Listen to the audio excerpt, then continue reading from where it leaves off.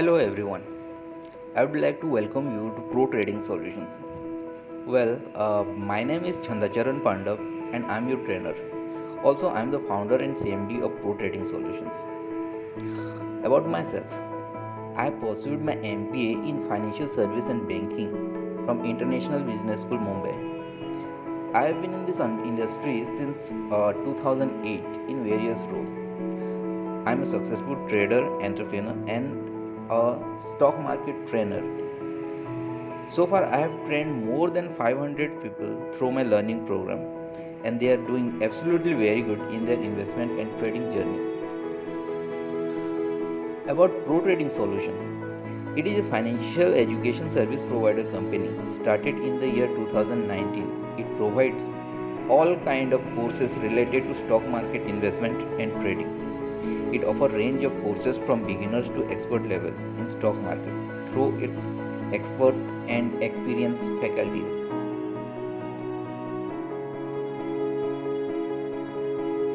Today is our first class. So we'll start from the scratch, from the beginning. Okay. In today's class, we'll discuss few basic terminology which are used in stock market.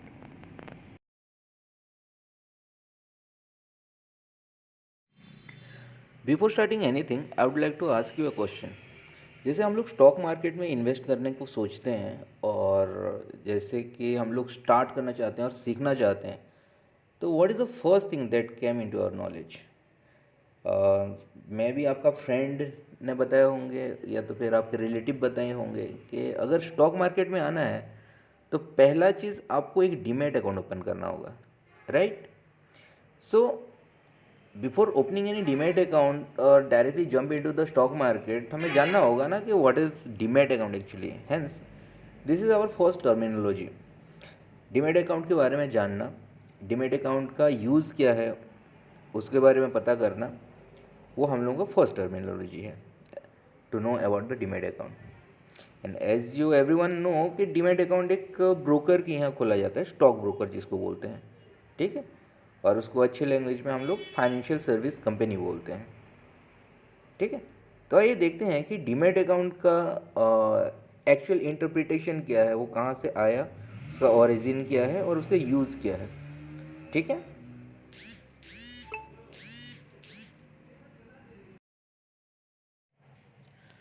Demat account. Demat account is just like a savings accounts. Savings accounts और current accounts हम लोग banks में खोलते हैं. उसका use क्या होता है, हम लोग उसमें पैसे रखते हैं, राइट. तो सिमिलरली डीमैट अकाउंट हम लोगों का एक स्टॉक ब्रोकर के यहाँ खोला जाता है जिसको फाइनेंशियल सर्विस कंपनी बोलते हैं. तो डीमैट अकाउंट में उसका यूज़ ये है कि हम लोग उसमें स्टॉक्स रखते हैं, एज सिंपल एज दैट, ठीक है. So demat account stands for dematerialized account. Actually dematerialized accounts का शॉर्ट फॉर्म में उसको डीमैट अकाउंट बोलते हैं, ओके. तो आइए देखते हैं डीमैट अकाउंट का रिक्वायर्ड क्यों हुआ, उसके हिस्ट्री में चलते हैं.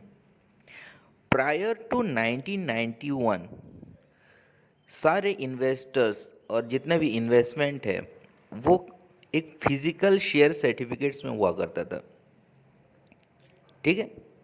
अभी जो फिजिकल शेयर सर्टिफिकेट्स में हुआ करता था उसमें बहुत सारे प्रॉब्लम्स हुआ करते थे, like in terms of trades. First of all तो एक ये एक टाइम टेकिंग होता था, right. Suppose you are having a physical share certificates of some company. अब उसको आप ट्रेड करना चाहो और उसको आप सेल करना चाहोगे, तो क्या करोगे, पहले तो आपको इंक्वायरी करना पड़ेगा एक ब्रोकर को. ब्रोकर फिर एक्सचेंज में जो प्राइस चल रहा है वो आपको बताएगा. देन आप फिजिकल शेयर सर्टिफिकेट ब्रोकर को हैंड ओवर करोगे बाय कोरियर और बाय इन पर्सन. फिर ब्रोकर क्या करेगा, उसको अपडेट करेगा दूसरा जो सेलर्स है उसके नाम पे वो शेयर्स को, एंड उससे फंड्स आपको ट्रांसफ़र कर देगा, ठीक है. तो ये प्रोसेस लगता था एक ट्रांजेक्शन का. तो it was like time taking. उसमें लाइक 40 to 45 डेज लग जाते थे एक ट्रांजेक्शन का. सेकेंडली क्या होता था कि ये बहुत कॉस्टली होता था ये ट्रांजेक्शन। जो चार्जेस होता है ना, आज के डेट में हम लोग ब्रोकरेज के बारे में पता है कि whatever transaction we do in stock market, we need to pay some cost towards the transaction to the broker, जिसको हम लोग ब्रोकरेज बोलते हैं। तो वो ब्रोकरेज बहुत कॉस्टली होता था, ठीक है। तो it was not cost effective ना, दैट्स वाई। थर्डली क्या होता था इसमें, फ्रॉडुलेंट का सिनेरियो बनता था। There are lot of chances कि उसमें फ्रॉडुलेंट हो सकता है। फॉर एन इंस्टेंस कि जैसे कि आपने पता किया कि शेयर प्राइस क्या चल रहा है, एंड द ब्रोकर इज़ क्या है कि वो से बंदा नहीं है, वो कुछ गलत बता दिया कि सपोज एक शेयर प्राइस 100 रुपीज़ चल रहा है ना, आपको बता दिया 90 रुपीज़, तो आप तो उसको वेरीफाई नहीं कर पाओगे ना। तो basically my point of saying is the transparency issue रहता था इसमें, ठीक है। सेकेंडली क्या होता था कि सपोज आपने सेंड किया एंड ब्रोकर बोला कि मुझे शेयर सर्टिफिकेट्स मिला ही नहीं, और देर आर जेन्युइन केसेस कि उसको मिलेगा ही नहीं, कि बीच में कहीं पे मिसप्लेस्ड हो गया या फट गया या डिस्ट्रॉय हो गया। तो इन दैट केस क्या होता था, हम लोग अपना इन्वेस्टमेंट का सारा मनी लूज़ करते थे।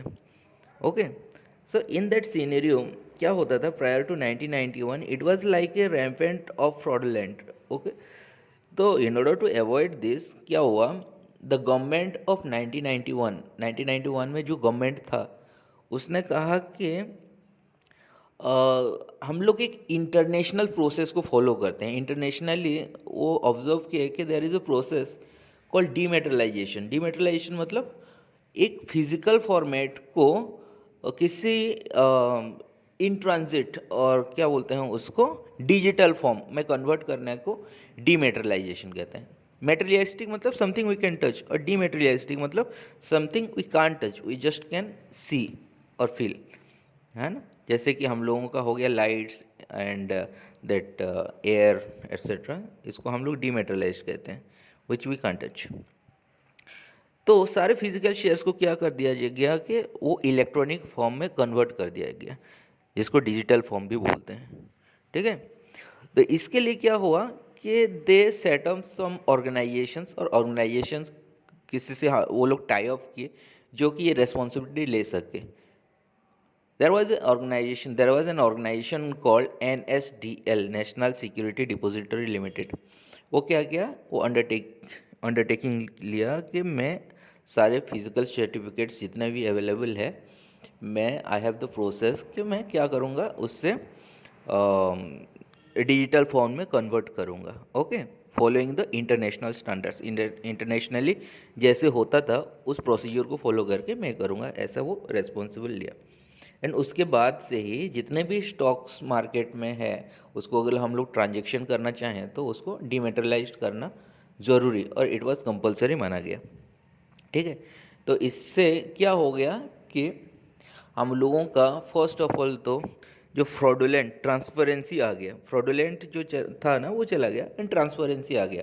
अभी आज की डेट में वॉट एवर द प्राइस जो भी चल रहा है, कोई भी स्टॉक्स का हो गया या कोई एक्सचेंज में उसका इंडेक्स का भी चल रहा है, स्टॉक मार्केट कैसे चल रहा है उसके बारे में कैसे पता करेंगे, हम लोग डायरेक्टली लॉगिन करके वेबसाइट्स को रेफरेंस लेके या कहीं से भी डायरेक्टली देख सकते हैं कि वो क्या चल रहा है, एग्जैक्ट प्राइस, मार्केट प्राइस, ठीक है। सेकेंडली जो टाइम डिले होता था, डिले इशू वो ख़त्म हो गया है, it is the time effective. Again जो कॉस्टिंग लगता था बहुत ज़्यादा, यहाँ पे वो कॉस्ट इफेक्टिव भी हो गया। तो ये सारी चीज़ हम लोगों का एडवांटेज मिल गया डीमेट अकाउंट्स की वजह से। ओके, लेटर ऑन इन 1999 और एक ऑर्गेनाइजेशन ज्वाइन किया NSDL के साथ, कि वो भी रेस्पॉन्सिबिलिटी लिया कि मैं भी डिमेटलाइजेशन प्रोसेस में आपका हेल्प करूँगा in association with BSE, okay, which is called CDSL, central depository service limited. In the next class हम लोग को जब इंटरमीडियरीज और द रेगुलेटरी फ्रेमवर्क पढ़ेंगे तो ये डिपार्टमेंट्स के बारे में और ज़्यादा डिस्कस कर सकते हैं, ठीक है। सो अभी इतना ही it's regarding demat account. Demat account I hope आपको क्लियर हो गया होगा। Just like savings accounts, savings accounts में हम लोग पैसे रखते हैं, बट डीमेट अकाउंट में हम लोग शेयर्स रखते हैं, ठीक है। एंड डीमेट अकाउंट्स का फुल फॉर्म होता है डीमेटेरियलाइज्ड अकाउंट। डीमेटेरियलिस्टिक मतलब ये वर्ड itself suggests कि something which we can't touch. Okay, so here क्या क्या होता है कि एक फिजिकल शेयर सर्टिफिकेट जो फिजिकल आता था अभी इसको डिजिटल फॉर्म में कन्वर्ट करके रखा जाता है. That's why this account is called demat account. Whenever we open a demat account at the same time और एक अकाउंट खोला जाता है विच is called trading account. I hope most of you have open the demat account yourself. तो आपको पता होगा कि व्हाट इज़ द प्रोसीजर है ना, उसमें डॉक्यूमेंटेशन क्या रिक्वायर्ड है.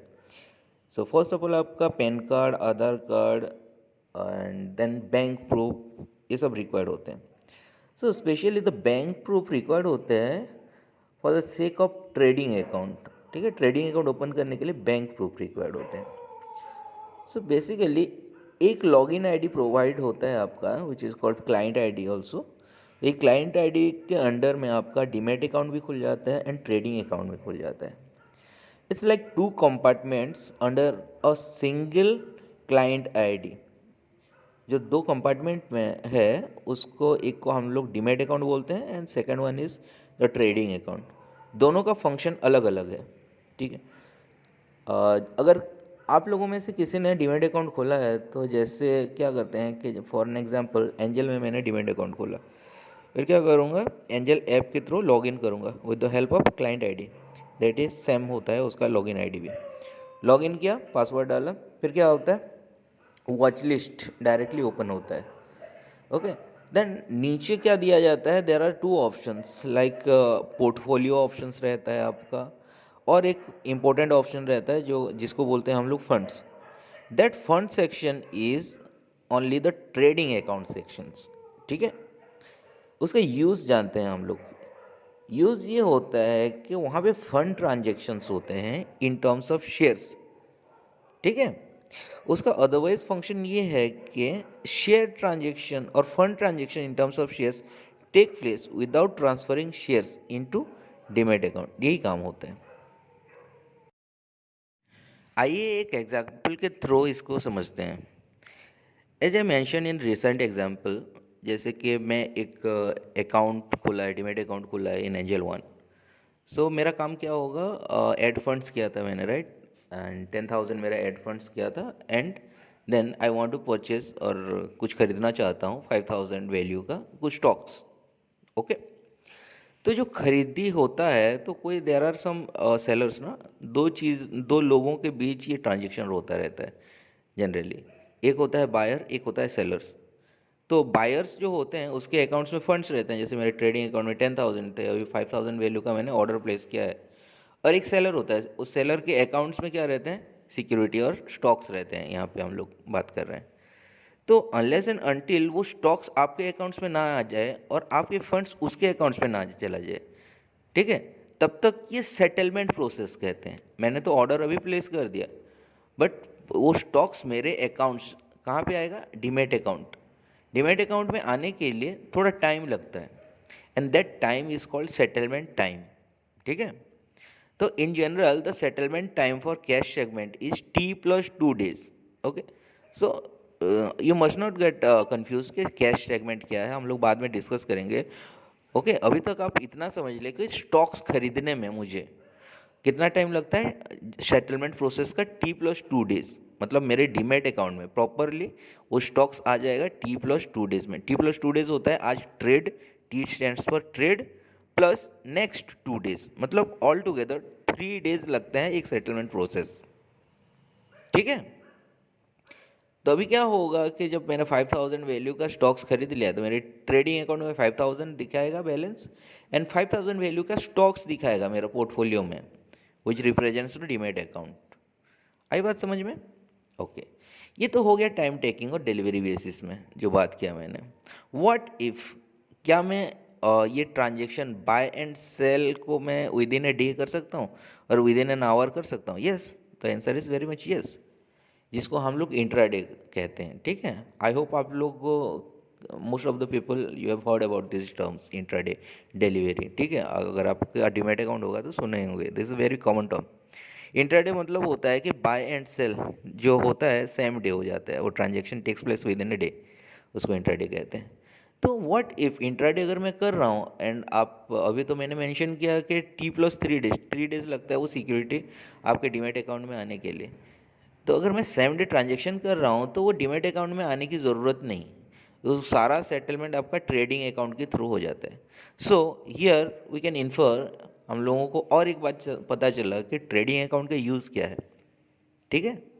So as I mention earlier कि ट्रेडिंग अकाउंट का यूज़ ये होता है कि fund transaction takes place in terms of shares without transferring that shares into your demat account. कब होगा ये? For the case of intraday. Intraday अभी होता है ना, इंट्राडे में अगर कर रहे हो तो शेयर ट्रांसफ़र होने की कोई ज़रूरत नहीं है, आपका जस्ट ट्रेडिंग अकाउंट से फंड्स डेबिट होगा and at the same time जब आप बायबैक करते हो और सेल करते हो दैट सिक्योरिटी, तो आपको फंड्स फिर से प्रॉफिट और लॉस रियलाइज्ड होके फिर से ट्रेडिंग अकाउंट में क्रेडिट हो जाएगा। So this is the function of trading account. I hope this is clear. ठीक है।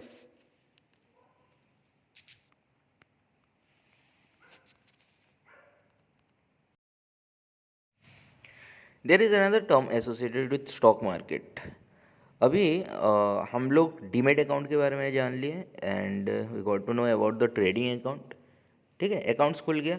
अभी करना क्या है, what is the work? Trade करना है। ठीक है, तो the next term is the trade actually. तो what is a trade? The terminology defines कि द एक्ट ऑफ बाय और sell in the stock market is called trade.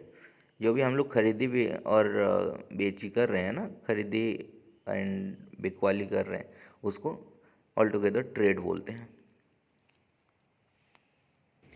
We just got to know about the trade, right?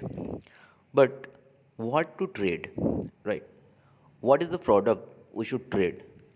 So the answer is the product is nothing but called it's a shares or stocks. So it is very important we should know about the stocks, right? Shares, as the name suggests, it means a portion or fraction of something.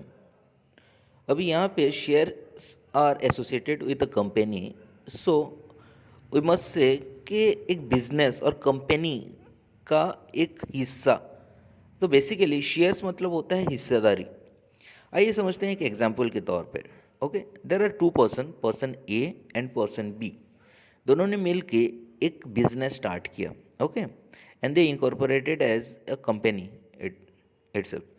तो क्या हुआ कि दोनों मिल के business जो start किए हैं उनका इनपुट इक्वल था, right? They invested equal amounts of money and effort in that company. तो क्या होगा, अभी दोनों हिस्सेदार हैं and at what portion? Equal portion. तो सपोज द एंटिटी और द बिजनेस इज 100%, तो दोनों के पास कितना परसेंट का शेयर्स है? इक्वली 50-50% का। तो 50-50% का दोनों क्या है? हिस्सेदार हैं। अभी इन दोनों को क्या बोला जाएगा? This two people are called owners of that company. तो शेयर्स क्या प्रोवाइड करता है? फर्स्ट ऑफ ऑल आपको ओनरशिप प्रोवाइड करता है। हियर इन दिस एग्जाम्पल दोनों कितने का ओनर है? 50-50% का ओनर्स हैं। Okay, let's modify this example. There is another person C who joined the company later on. ठीक है, उसने क्या किया? He invested few funds in that company. अभी उसके बिहाफ में उसको भी कुछ शेयर्स चाहिए, तो ए एंड बी ने क्या किया? अपने कुछ शेयर्स उसको बेच दिया। ठीक है, अभी for an example C 20% shares का मालिक बन गया, वो खरीद लिया वो। ठीक है, तो अभी क्या होगा कि like A and B for an example 40% का ओनरशिप होल्ड करते हैं एंड सी इस केस में क्या होगा? 20% का ओनरशिप होल्ड करता है। Got it? तो whatever the shares you are holding, तो शेयर्स आपको क्या प्रोवाइड कर रहा है? With that fraction of ownership provide कर रहा है। That is the first importance of that shares. Okay, next thing, shares हम लोगों को क्या प्रोवाइड करता है? सेकेंड थिंग इज द, जब that business that company is making profit out of its core business, company जो भी फंक्शन कर रहा है, जो प्रोडक्ट सेल कर रहा है, रेवेन्यू एंड प्रॉफिट जनरेट कर रहा है, तो उसमें being an owner everyone has the right of claim ना, जो भी प्रॉफिट हो रहा है, क्योंकि बिजनेस किस लिए स्टार्ट होता है, ओनर्स जो हैं किस लिए स्टार्ट करते हैं। Just think about the original A and B, किस लिए स्टार्ट किए हैं, बिकॉज ऑफ द प्रॉफिट ना। प्रॉफिट होगा तो वो लोग क्या करेंगे, क्लेम करेंगे, इक्वली डिवाइड होगा। सिमिलरली जब कोई कंपनी प्रॉफिट करता है तो बीइंग ए शेयर होल्डर, आपके पास जितने भी शेयर्स हो, what ever fraction that may be, 1/1 million और 10 million, that fraction could be, तो उस हिस्से का आपको जो भी प्रॉफिट होता है वो आपको मिलने वाला है, राइट। तो that is called the claim और right on the profit of a company, ठीक। There is a terminology associated with this thing which is called dividend, आप लोगों ने सुना होगा। So what is a dividend? Dividends means आपका, अगर company कुछ प्रॉफिट मेकिंग कर रहा है और उसका क्लेम, उसके ऊपर आपका राइट को डिविडेंड बोला जाता है, ठीक है। थर्डली और एक चीज़ आपको मिलता है being a share holder, that is called voting rights. Just consider this example, just as I mentioned here, कि ए एंड बी जो बिजनेस और एंटिटी को स्टार्ट किए हैं, अभी सोचो कि ए और बी क्या करते हैं, इस बिजनेस को एक्सपांड करना चाहता है और मॉडिफाई करना चाहता है। सपोज ए मॉडिफाई करना चाहता है, वेयर एज बी क्या करता है कि अभी मैं अपना इनपुट इतना नहीं दे पा रहा हूँ बिजनेस में, तो लेट्स किसी और एक को लग देता हूँ मेरे बिहाफ में, ठीक है। अभी ये जो डिस्कशन है अबाउट दैट बिजनेस, क्या होगा, ये म्यूचुअली एग्रीड ओपन होना चाहिए, होना बहुत ज़रूरी है, अदरवाइज क्लैशेस होगा, बिजनेस रन नहीं कर पाएगा और फंक्शन अच्छे से नहीं कर पाएगा। तो उसके लिए क्या करना है, दोनों को डिस्कस करना है और दोनों का एग्रीड होना बहुत ज़रूरी है। ए अपने आप ही वो एक्सटेंशन नहीं कर सकता, बिजनेस को एक्सपांड एक और मॉडिफाई नहीं कर सकता। सिमिलरली बी अपने जगह में कोई दूसरा तीसरा बंदा को नहीं रख सकता, राइट। दोनों को एग्रीड होना ज़रूरी है। तो similarly being a share holder आपको और एक चीज़ मिलता है, voting rights. Suppose there is a company like Tata, TCS, Tata consultancy service और रिलायंस, इतने बड़े कंपनी है, और इस बड़े कंपनी में कुछ मॉडिफिकेशन हो रहा है, there is a changes in a higher management levels, ठीक है। सपोज कंपनी का कुछ मॉडिफिकेशन हो रहा है, मर्जर हो रहा है, एक्विजिशंस हो रहा है, और हायर मैनेजमेंट लेवल में कुछ तो चेंजेस हो रहे हैं, लाइक उनका मैनेजिंग डायरेक्टर वगैरह कुछ चेंजेस हो रहे हैं। तो बीइंग ए शेयर होल्डर्स आपको पूछा जाएगा, आपके ऊपर वो हक है कि वोटिंग राइट्स आप दे सकते हो, अपना ओपिनियन डाल सकते हो थ्रू पोल्स, राइट। अगर आपने किसी ने इन्वेस्ट किया होगा तो आपके पास भी ऐसा लेटर आता होगा कंपनी का, जैसे भी मीटिंग्स वगैरह होते हैं या तो कोई भी बोर्ड मेंबर्स में चेंजेस होते हैं तो लेटर आते हैं। अभी आपके ऊपर डिस्क्रेशन है कि वोट दे सकते हो कि नहीं दे सकते हो, इट्स योर चॉइस। जैसे जनरल वोटिंग्स में होते हैं ना कि इलेक्शंस में, अगर हम चाहें तो किसी को दे सकते हैं, ना दे सकते हैं, या घर में बैठ सकते हैं। तो सिमिलरली कंपनी का भी वैसा है। तो my point of saying is कि आपको being a share holder the importance are provided, company आपको इम्पोर्टेंस दे रहा है। So there is something little logic over here कि अगर आप शेयर होल्ड्स कर रहे हो तो how frequently you liquidate that shares, मतलब कितना जल्दी आप उसको बेच देना चाहते हो, राइट। हम लोग एक्चुअली रियलाइज नहीं करते हैं कि this importance are very important, मतलब कितना प्रीशियस है। एक तो ओनरशिप मिल गया, सेकेंडली जो कंपनी काम कर रहा है उसका प्रॉफिट का हिस्सेदारी मिल रहा है, थर्डली हम लोगों का इतना इंपॉर्टेंस है कि बीइंग एन ओनर ट्रीट हो रहे हैं एंड हम लोगों को वोटिंग राइट्स मिल रहे हैं। तो वो स्टॉक्स को अगर आप लॉन्ग टर्म में रखते हो तो एक्चुअली उसका एडवांटेज ले सकते हो, not in a short term. Next thing we should discuss about is types of shares. So, as per the priorities given to the shareholders, shares are divided in two main categories. First thing is common shares, and second one is preferred shares. So, as discussed earlier, all the factors associated with shares, like the ownerships, then the portion given to the shareholders, or the profit portion given to the shareholders, which is called dividend, then voting rights, share appreciations or price appreciations of the shares, these all types of factors associated with common stocks only, okay. But what about the preferred shares? Preferred shares are something given to the higher priorities. Okay, when for an example, there is a company who issued common stocks as well as preferred stocks. So there are shareholders for common stocks as well as preferred stocks. And for an instance, consider that the company is getting liquidated, और क्या बोलते हैं उसको कि bankrupt हो रहा है, वो कंपनी बंद हो रहा है, तो उसका प्रायोरिटी आता है कि उसका क्रेडिटर को पहले वो पे करे, ठीक है। देन सेकेंडली आते हैं कि अपना प्रीफर्ड शेयर होल्डर्स, उनको जो भी है उनका जो मिलने वाला है उनको फिर पे करना होगा। देन थर्डली आएंगे आपका कॉमन शेयर होल्डर्स। तो प्रायोरिटीज़ के हिसाब से ये प्रीफर्ड शेयर होल्डर्स पहले आ जाते हैं। As the name suggest, preferred मतलब फर्स्ट प्रायोरिटीज़ उनको दिया जाता है, ठीक है। अभी देखते हैं कि whatever the terms associated with the shares, जैसे कि हम लोगों ने पढ़ा था अर्लियर कि like ownerships, dividends and voting rights, share appreciation and all, ये प्रीफर्ड शेयर्स में नहीं आता। सो व्हाट आर दोज थिंग्स जो आते हैं, जैसे कि preferred shares are also shares, तो उसमें ओनरशिप्स तो मिलेगा ही है, because shares itself defines, it provides ownerships, it gives ownerships to the share holders, तो ओनरशिप मिलेगा। सेकेंडली क्या मिलता है, यहाँ पे आपको एक गारंटेड रिटर्न मिलता है। It is termed as a interest, fixed interest, okay, और कमिटेड इंटरेस्ट।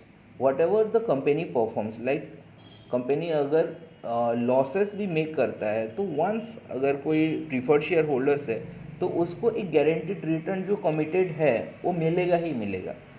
बट यहाँ पे कॉमन शेयर होल्डर्स को उस जगह पे नहीं मिलेगा, ठीक है।